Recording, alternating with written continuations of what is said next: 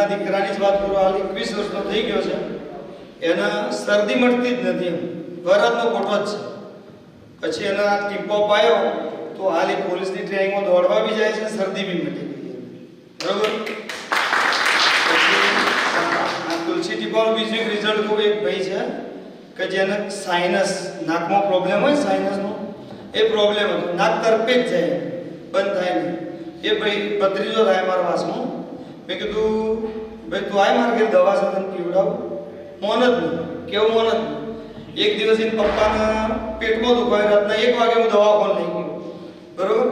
1 વાગે દવાખાને લઈ ગઈ, પપ્પાને કીધું ઉતાર્યા નહીં ના ઘરે, મારા ઘર આગળ ઉતાર્યા ડાયરેક્ટ રાતના 1:30 વાગે. પછી ઓરે મારા વાઈફને કીધું ભાઈ તું પાણી તુલસીનો ટીપો લાવી પીવડાવ. એ ભાઈને પીવડાવ્યો બળજબરીથી જાય.